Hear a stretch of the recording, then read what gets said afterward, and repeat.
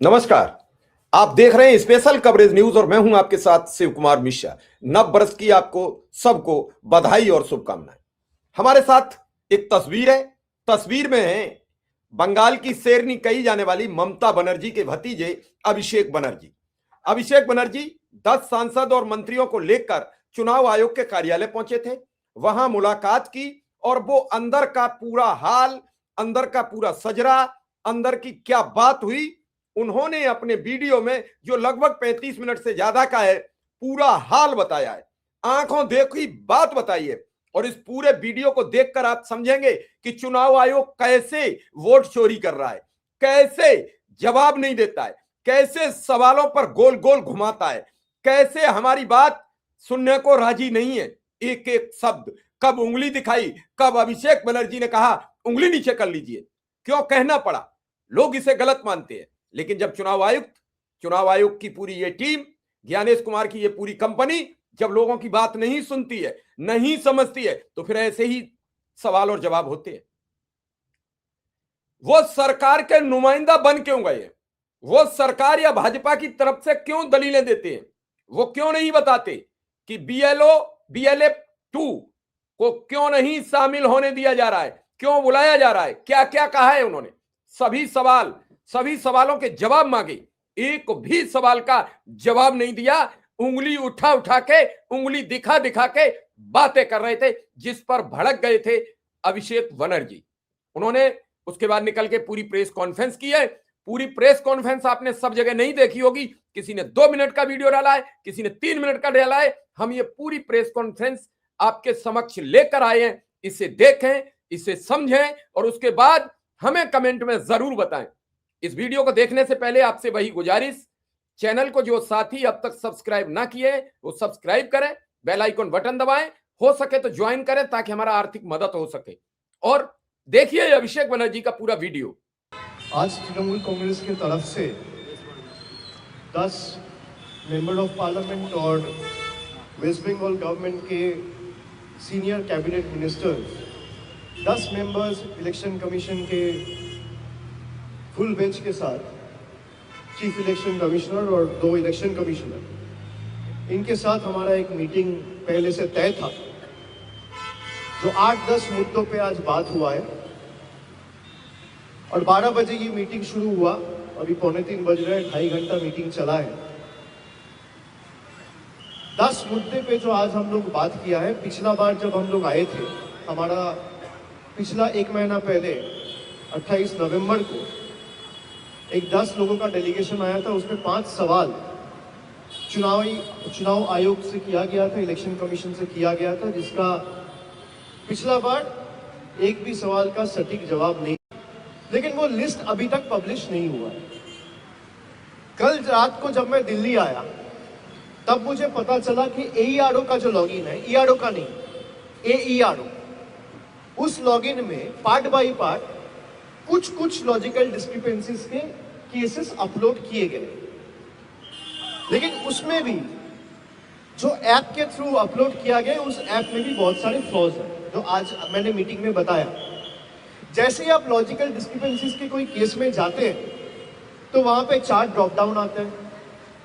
एक आता है सेंड टू DEO, एक आता है जेनरेट हियरिंग नोटिसेस, एक आता है फाउंड ओके और चौथा आता है फाउंड इनएलिजिबल। अगर डॉक्यूमेंट सबमिट करने के बाद भी किसी का केस ओके है और फाउंड ओके में दबाया जा रहा है, क्लिक किया जा रहा है, तो भी हियरिंग नोटिसेस जनरेट हो रहा है, जिसका कोई जवाब उन्होंने नहीं दिया। उन्होंने माना कि ऐप में हो सकता है कोई टेक्निकल ग्लिचेस हो, लेकिन इसका कोई जवाब हमें नहीं मिला। दूसरा, हमने उन्हें बताया कि सीनियर सिटीजन्स के लिए अभी यहाँ आने से 2 दिन पहले हमारा स्टेट का एक डेलीगेशन वेस्ट बंगाल का CEO ऑफिस गया था। वहाँ पे 5 लोगों का डेलीगेशन जाके सीनियर सिटीजन्स को जिस तरीके से आइडेंटिफिकेशन और वोटर लिस्ट में नाम उठाने के लिए हैरेस किया जा रहा है, खास करके जो लोगों को मेडिकल कंडीशंस है, जो लोगों को चलने में, सीढ़ी चढ़ने में दिक्कत होता है, तबीयत ठीक नहीं रहता है, उन लोगों को बुला के 3-3 घंटा, 2.5-2.5 घंटा, 4-4 घंटा बिठा के रखा जाता है। तो हमारे डेलीगेशन ने जाके ये रिक्वेस्ट किया कि 85 के ऊपर अगर पोस्टल बैलेट पे वोट लिया जा सकता है तो हियरिंग क्यों नहीं घर जाके आप किया कर सकते हैं। तो उसको ऑनर करते हुए परसों ही रात को एक नोटिफिकेशन सीईओ का ऑफिस से निकाला गया, जहां पे बताया गया कि 85 के ऊपर जिनकी उम्र है उनको हियरिंग में नहीं बुलाया जाएगा। लेकिन हमने कल एक डेलीगेशन गया था सीईओ के ऑफिस में, और आज हम 10 लोग चीफ इलेक्शन कमिश्नर को भी रिक्वेस्ट किया है कि 60 के ऊपर जिसका उम्र है, मान लीजिए जिसका मेडिकल कंडीशन है, जिसका तबीयत ठीक नहीं है, जिसको कोमॉर्बिडिटी है, या दिव्यांग जो लोग हैं, पर्सन विद डिसेबिलिटीज, जिसको मूव करने में दिक्कत है, व्हील चेयर में बैठते हैं, इन लोगों को इस हियरिंग प्रोसेस में बुलाकर हैरेस ना किया जाए। तो उन्होंने ये कहा है कि मैं इसको देखूंगा, चर्चा करूंगा। इसमें कोई कमिटमेंट नहीं दिया है, बट मैं ये क्यों कह रहा हूं, ये लोगों को समझना चाहिए, जानना चाहिए। पूरा देश में Trinamool is the only party to raise it, both before the Chief Electoral Officer's office and simultaneously before the Chief Election Commission in the निर्वाचन सदन दिल्ली। 3 नंबर, सिलेक्टिव टारगेटिंग और इन्फिल्ट्रेशन का जो एलिगेशन है, जो सिलेक्टिवली लीक करके बंगाल को बदनाम करने के लिए बीजेपी के लोग करते हैं कि बंगाल में 1 करोड़ रोहिंग्या है, बांग्लादेशी है।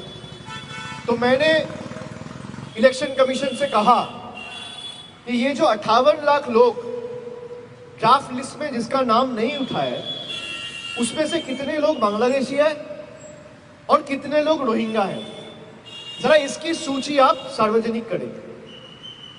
उनको फिर से कोई हमें जवाब नहीं मिला, वो कोई सदुत्तर नहीं दे पाए कि जिस कारण से और ऑब्जेक्टिव से इलेक्शन कमीशन एसआईआर किया कि अगर कोई इलीगल इमिग्रेंट इंडिया में रहता है उसको पकड़ के हम लोग बाहर भेजेंगे और उसको वोटर लिस्ट में रहने का अधिकार नहीं है, जो मैं सटीक मानता हूं। लेकिन ये 58 लाख लोग जिसका नाम ये सूची से निकाला गया या डिलीट किया गया, इस 58 लाख लोगों में कितने लोग बांग्लादेशी है और कितने लोग रोहिंग्या है, इसका सूची जारी होना चाहिए। नहीं तो आपने 2 साल 3 साल से लेकर लगातार 21 के चुनाव के बाद, खास करके बीजेपी के हारने के बाद, जिस तरीके से बंगाल को बदनाम किया, या तो माफी मांगी या सूची जारी कीजिए। कोई सदुत्तर नहीं मिला, कोई कॉन्क्रीट आंसर नहीं मिला। फिर मैंने पूछा कि इतने सारे प्रदेशों में एसआईआर का काम चल रहा है, जहां पे वेस्ट बंगाल के साथ साथ तमिलनाडु, गुजरात, छत्तीसगढ़, केरला, उत्तर प्रदेश, हर जगह पे एसआईआर का काम हो रहा है। वेस्ट बंगाल में सबसे कम डिलीशन का परसेंटेज आया है, 5.79%। तमिलनाडु में आया है 12.57%, छत्तीसगढ़ में आया है 8.76%, बीजेपी का डबल इंजन गवर्नमेंट गुजरात में आया है 9.99%, 9.95%, मतलब अप्रोक्सीमेटली 10%। केरला में आया है 6.65% और बंगाल में आया है खाली 5.5%, 5.79%। तो आप selectively micro observer, district observer खाली बंगाल में क्यों लगा रहे हैं, बाकी स्टेट में क्यों नहीं लगा रहे? उन्होंने कहा हमारे पास ऑफिसर नहीं है। मैंने कहा आप अभी जो एईआरओ हियरिंग कर रहे हैं उसमें भी 10 एईआरओ को बिठा के रखा है, पूरा स्ट्रेंथ को भी आप यूटिलाइज नहीं कर रहे हैं। They don't have the correct information. They are not aware. And the Chief Election Commissioner is not in the scheme of things how the Election Commission is rolling out SIR in Bengal. ये देख के समझ में आता है कि ऊपर से कोई डिक्टेट कर रहा है और यहाँ बैठ के कोई सॉफ्टवेयर के हिसाब से उसको सैनिटाइज करके चलाया जा रहा है, नोटिस भेजे जा रहे हैं। नहीं तो आप फाउंड ओके में क्लिक करेगा तो हियरिंग नोटिस क्यों जाएगा? फाउंड ओके में क्लिक करेगा तो केस क्लोज होगा। इसका कोई हमें कॉन्क्रीट आंसर नहीं मिला। माइक्रो ऑब्जर्वर का जब हम पूछे कोई कॉन्क्रीट आंसर नहीं मिला। हमने कहा डीओस को जिम्मेदारी दिया गया है कि कोई भी डॉक्यूमेंट जमा होता है 5 दिन में जाके चेक करो, यह संभव कैसे? तो उन्होंने कहा कि DOs can write to the CEOs. फिर भी जरा आप मुझे बताइए कि मैंने अपने बीएलओ को एक डॉक्यूमेंट दिया कि मैं बंगाल का वोटर हूं, अभी मेरा उम्र हो सकता है 35 साल हो, 40 साल हो, 45 साल हो, लेकिन जब मैं 10th क्लियर किया था तो हो सकता है मैं तमिलनाडु से किया था या राजस्थान से किया था या दूसरा कोई स्टेट का कोई स्कूल से किया था, कॉलेज कोई यूनिवर्सिटी से किया था, तो बंगाल के बाहर हो। How is it physically possible for the DEO to verify the document?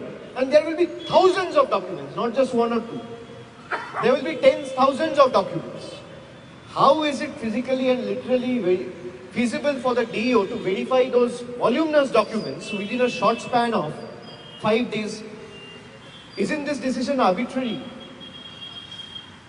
उसके बाद हम लोग जो थर्ड पार्टी एजेंसीज के बारे में पूछे कि डेटा मिशन करके इलेक्शन कमीशन ने बंगाल में एक एजेंसी लगाया है सर्वे करने के लिए, तो बोला अच्छा मुझे तो पता ही नहीं है।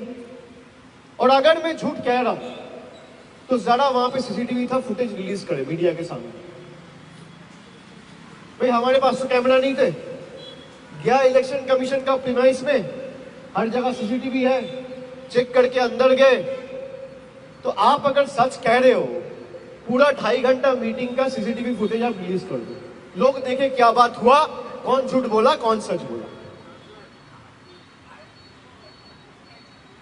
बोला हमारे पास तो कोई नॉलेज ही नहीं है, कोई एजेंसी को लगाया गया, हो सकता है सीईओ का ऑफिस से किया है। मैंने कहा सीईओ का ऑफिस से किया है तो आप फोकस करिए। How can the CEO's office issue directives and notifications without your approval and consent? तो उन्होंने वो कॉपी मांगा, हमने वो कॉपी भी दिया। उसके बाद हमने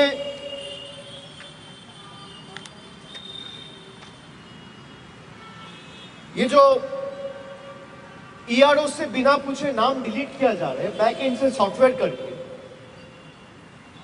इसके लिए उनसे सवाल पूछा कि कोई सॉफ्टवेयर यूज करके बिना फॉर्म 7 फिल किए इलेक्टोरल प्रोसेस में कैसे बैकएंड से आप नाम डिलीट कर सकते?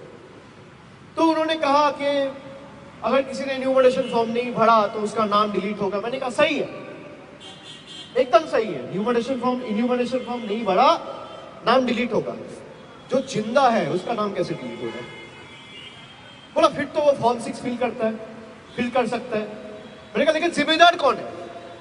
फॉर्म 6 तो फिल कर सकता है, लेकिन ये जो गलती हुआ इसका जिम्मेदार कौन है? ईआरओ है, बीएलओ है, डीईओ है, इलेक्शन कमीशन है, चीफ इलेक्टोरल ऑफिसर्स का ऑफिस है, कौन है? कोई जवाब नहीं मिला। उसके बाद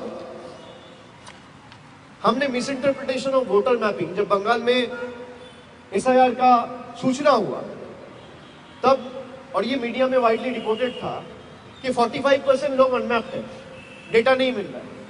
जब ड्राफ्ट लिस्ट रिलीज हुआ तब हमें पता चला कि 88.2%, approximately 89% people have been mapped, और उसमें से कुछ लोग तो सेल्फ मैप्ड किया है और 40% शायद प्रोजेनी मैप्ड है। तो ये बंगाल के खिलाफ जो बैड पब्लिसिटी है, बैड माउथिंग है, बंगाल को छोटा करने का जो मानसिकता है, बंगाल को नीचे दिखाने का जो मानसिकता है, इसके लिए जिम्मेदार कौन है? We didn't receive any concrete answer. उसके बाद हमने पूछा माइग्रेंट वर्कर्स के बारे में कि आपने कहा कि माइग्रेंट वर्कर्स जब फॉर्म फिलअप हो रहा था तो इन्यूमरेशन फॉर्म फिलअप करते वक्त माइग्रेंट लेबर का फैमिली का कोई भी एडल्ट फैमिली मेंबर 18 साल के ऊपर जिसका उम्र हो वो फॉर्म फिलअप करेगा और उसके साथ वो फॉर्म जमा देगा। तो माइग्रेंट लेबर को खुद आने का जरूरत नहीं है। मान लीजिए किसी का घर है हुगली में और वो काम करता है कहीं बाहर में, तमिलनाडु या पंजाब में, तो हियरिंग में आप उसको फिजिकली बुला के हैरेस नहीं कर सकते। के लिए उन्होंने भी बोला है कि भाई हियरिंग वेन्यूज को मैं डिसेंट्रलाइज करूंगा और डीएम्स के पास और डीईओस के पास के डिस्क्रिशन है, they can use their own discretion and increase the number of venue.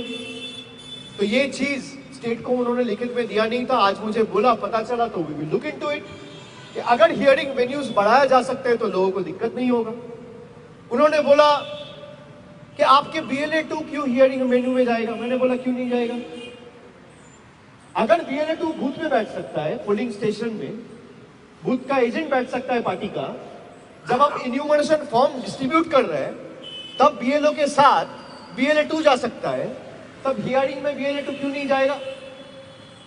बोला नहीं जाना चाहिए। मैंने बोला ठीक है, नहीं जाएगा, आप सर्कुलर इशू करो। बोला मैं सर्कुलर इशू नहीं करूंगा। मैं बोला सर्कुलर इशू नहीं करेगा तो BLA-2 रहेगा। अब ये जो जोर जबरदस्ती मानसिकता, वो सर्कुलर इशू इसलिए नहीं कर सकता क्योंकि circular will be challenged in the court of law. अगर आप ओरली बोलते हैं उसका कोई वैल्यू नहीं है। तो अगर इलेक्शन कमीशन को लगता है कि भाई BLA-2 नहीं रहेगा, और मैं ये दोबारा दोहराना चाहता हूं, यही सब गलती कांग्रेस ने किया है। आम आदमी पार्टी दिल्ली में पकड़ नहीं पाया, बिहार में आरजेडी कांग्रेस पकड़ नहीं पाया, इसलिए बीजेपी 88% का स्ट्राइक रेट लेके जीता है। बीजेपी महाराष्ट्र जीता है, स्ट्राइक रेट है 88%। बीजेपी दिल्ली जीता है, स्ट्राइक रेट है 88%। बीजेपी बिहार जीता है, स्ट्राइक रेट है 88%। ये कोइंसिडेंस लगता है आपको? वोट चोरी तो यहां हो रहा है, वोट चोरी ईवीएम में नहीं हो रहा है। ये मैं दौड़ा देता हूं, ये ईवीएम जो भी कहता है, जिसको चुनाव कराना आता है वो वोटर लिस्ट में नजर दे, वोटर लिस्ट में चोरी हो रहा है। और यही चीज कोई और पॉलिटिकल पार्टी पकड़ नहीं पाया। अगर कोई पॉलिटिकल पार्टी कांग्रेस ये पकड़ लिया होता, हरियाणा से, महाराष्ट्र से, न्यू दिल्ली से, बिहार से, चारों स्टेट में बीजेपी हारती। वो व्हाट्सएप के बेसिस पे डायरेक्शंस दे रहा है। A government functioning is governed by official circular and notifications, not by WhatsApp directives. The Union government plans to run the country on WhatsApp. The Election Commission of India wants to run the country and the state on WhatsApp without issuing any official circular and formal notifications. What is compelling them from issuing notification, from issue and notification? Because they know if we issue our notification, all political parties in the country, including us, will have the right to challenge it in the court of law. That is why they are not doing it. Why will BLA-2s will not be allowed to be a part of the hearing venues? If they can be a part of the entire SIR process when the enumeration forms were distributed, if they can remain present within the polling station when the votes are being cast, why can't they be a part of the hearing process? What is it that the Election Commission is trying to hide? Why is it not making the logical discrepancy list public? How can you clean a list by hiding details? Answer me. उनको लगता है गला उठा के बात करेगा और थोड़ा बहुत जोर से बोलेगा तो सब दब जाएगा। हम लोग जब बात करना शुरू किए, पहली बात तो जब कोई बोल रहा था वो रोकने टोकने लग गया। He started losing his temper. मेरे तरफ उंगली उठाने लग गया। फिर मैंने बोला you are nominated, I am elected. आपका उंगली नीचे करके बात करिए। हम लोग जो यहाँ पे बैठा हुआ है जनता का वोट से चुना हुआ है। बीजेपी के बदौलत खाली आपका एक नोटिफिकेशन का बेसिस पे मैं यहाँ पे नहीं आया हूँ। We are answerable to the people at large. You are answerable to your masters. I am answerable to the people of my state, for whom we have come here to ensure none of them are left behind from the final electoral roll when the list is published. आप उंगली नीचे करके बात करिए। उनको लगता है कि हम जो बोलेगा वो सुन लेगा। If he has the guts and gall, let him release the footage. I'm standing outside the Election Commission's office. There it goes. Nirvachan Southern Election Commission of India. Gyanesh Kumar must be hearing what I'm saying before the media now. If he has the courage, he should come down and face the media and combat and rebut every point I am raising before the media and you today itself, without wasting any further time, rather than making selective leaks. After he is down on what I know after 8 p.m. in the night. What is stopping him? He thinks the people of Bengal are his subservient. He thinks people of Bengal and we parliamentarians and the ministers, the MLAs or the MPs who have been elected by the people, standing in long queues by exercising their franchise, are they bonded laborers? Are they slave?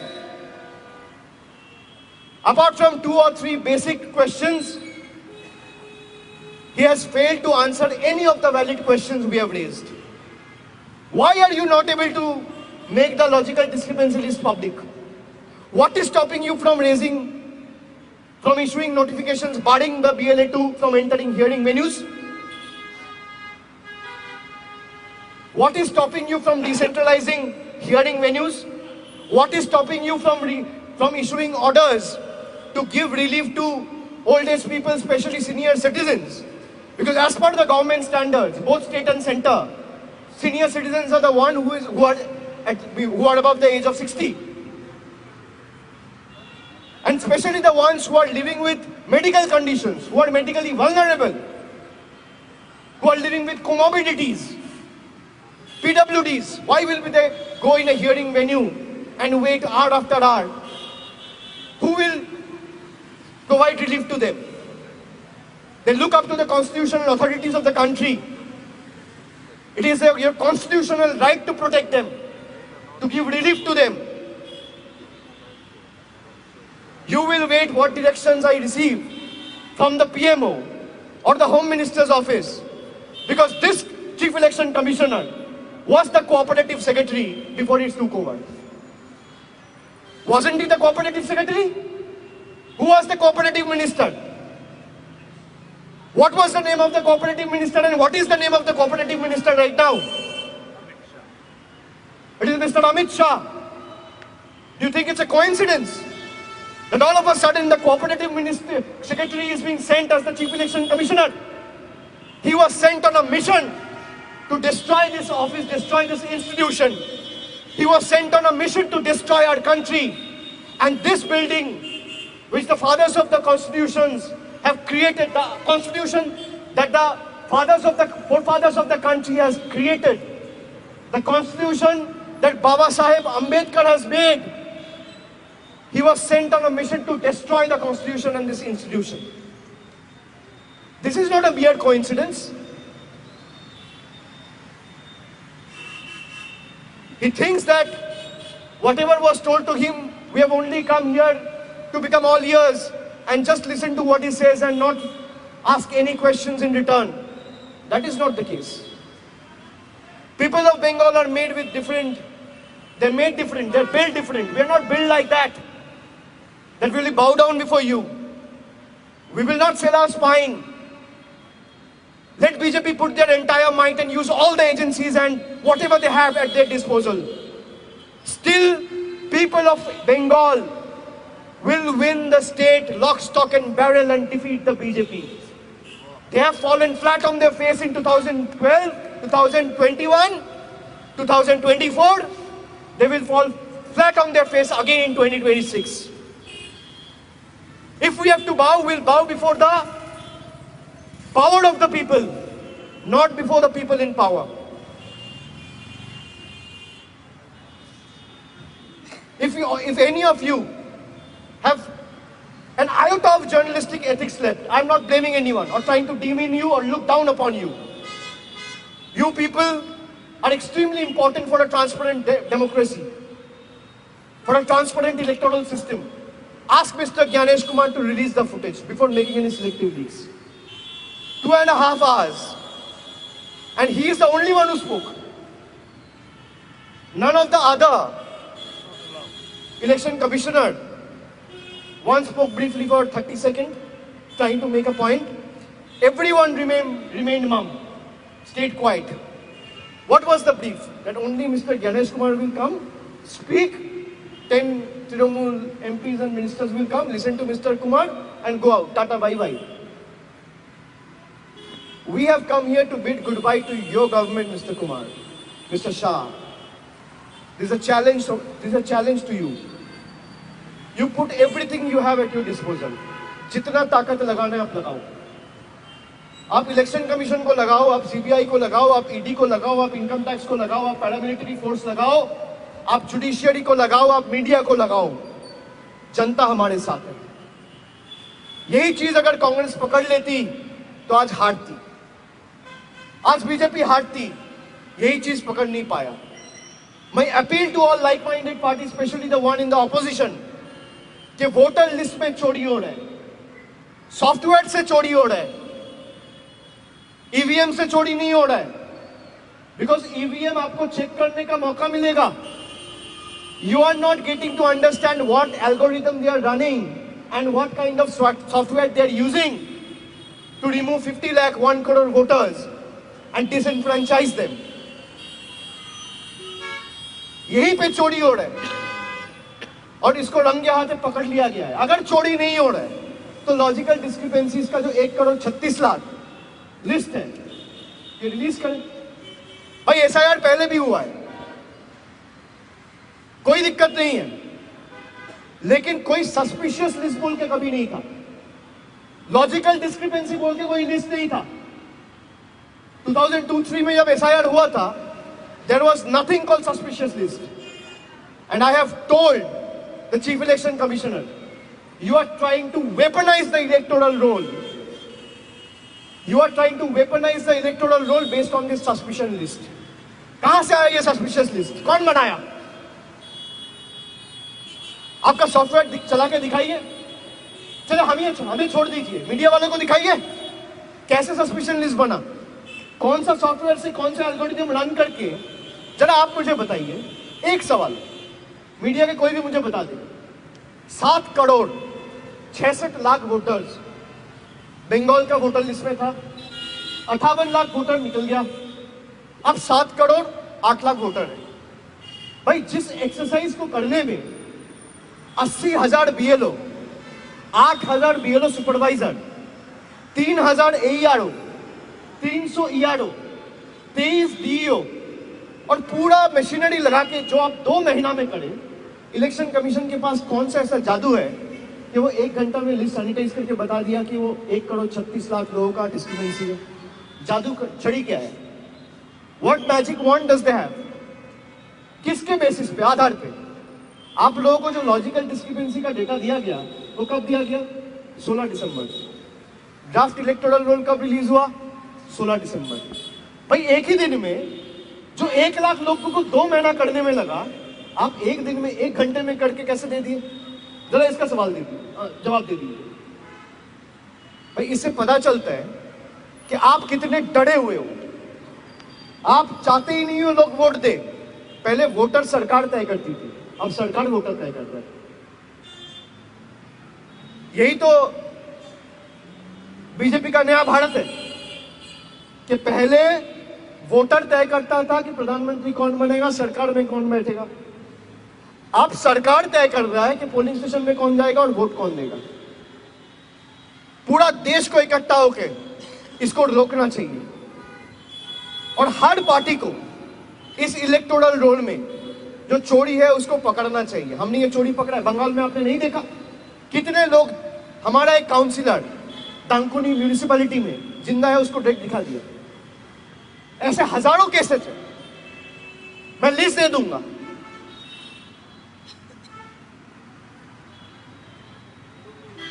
जब आप press conference करें SIR के time में, तब आपने बोला कि भाई रिलेटिव की जगह पे चाहे आपका चाचा हो, आपका पिताजी हो, कोई भी उस जनरेशन को तो आप डाल सकते हो. अभी आप रिलेटिव की जगह पे देखो, माँ बाप छोड़ के कुछ नहीं आते. तो मैंने पूछा, बोला नहीं, वो पत्रकारों को मैंने अलग जवाब दिया था. क्या जवाब दिया था आपने? भाई आप या तो 2 महीना पहले जो कहा था वो झूठ है, या आज जो कह रहे हो वो झूठ है. दोनों सही तो नहीं हो सकता. मैं उनको इतना ही बताना चाहता हूं कि बीजेपी पूरा जिंदगी देश नहीं चलाएगा, लेकिन देश का संविधान रहेगा. Make sure you operate and works. Make sure you operate and work remaining within the ambit and yardsticks of law. अगर आपको लगेगा कि भाई सत्ते में रहने वाला लोग तो है ही, मेरे साथ बचा लेंगे, वो खुद नहीं बचेंगे जिस दिन सरकार बदलेगा। मुझे इतना ही बताना था। अभिषेक जी, आपने मैंने सब कुछ तो बोल दिया। अब बोल दिया। एक सवाल है, आपने अपनी लाइक माइंडेड पार्टी से भी मांग किया कि ईवीएम से चोरी नहीं हो रही है, मतदाता सूची के जरिए चोरी हो रही है। यूपी का ड्राफ्ट मतदाता सूची आना बाकी है, लेकिन जो खबरें आई हैं 3 करोड़ मतदाताओं के नाम हटेंगे। इसके अलावा तमिलनाडु में भी बहुत नाम हटेंगे, केरल में भी हट रहा है, अलग अलग राज्यों में, और वहाँ आपकी लाइक माइंडेड पार्टी हैं जो विपक्ष की पार्टियाँ हैं। क्या यूपी में अखिलेश हो या तमिलनाडु में डीएमके हो, तमाम मेरा अगर बात होगा उनसे, मैं जरूर उनको अपना एक्सपीरियंस शेयर करके विस्तार में बताऊंगा, लेकिन मीडिया के थ्रू मैंने सबको अपील कर ही दिया। मेरा सवाल आपसे ये है कि टीएमसी जितनी एग्रेसिव तरीके से आप लोग यहाँ आ रहे, 2.5 घंटे बैठक कर रहे हैं, दूसरी विपक्षी पार्टियां एसआईआर सबको करना चाहिए। मैंने आपको कहा ना, इसीलिए कांग्रेस हारी है, नहीं तो कांग्रेस जीतती। हरियाणा के लोग चाहते थे बीजेपी हारे, महाराष्ट्र के लोग चाहते थे हारे, लेकिन आप लड़ाई नीचे है, लड़ाई यहां है, लड़ाई बूथ पे है, लड़ाई सोशल मीडिया में नहीं है, लड़ाई मीडिया चैनल्स में नहीं है।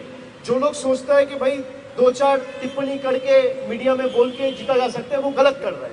आपको लड़ाई यहां लड़ना है और नीचे बूथ पे रहना है, ग्राउंड पे लड़ना है। तो अगर जो लड़ेगा वो जीतेगा, और जनता तो देख ही रहा है, सब जनता मालिक है, जनता तय करेगा। लेकिन मेरा अनुभव ये है कि अगर आप ठीक से लड़ोगे तो चाहे बीजेपी कितना भी ताकत लगा ले, वो जीत नहीं सकता, क्योंकि कौन जीतेगा ये बीजेपी नहीं, जनता तय करता है। यूपी में जो ड्राफ्ट आना था वो कल आना था, 6 तारीख को कर दिया गया। उस पर अखिलेश यादव ने कहा है कि ये अलग तरह की एक कोशिश हो रही है कि वोटरों को बढ़ाया जा रहा है साजिश के तहत।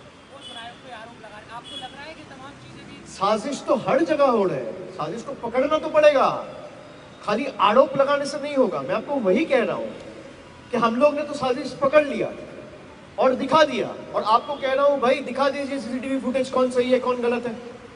हम लोगों ने BNA 2 आप कह रहे हो नहीं ला सकते, यही तो ट्रिक है।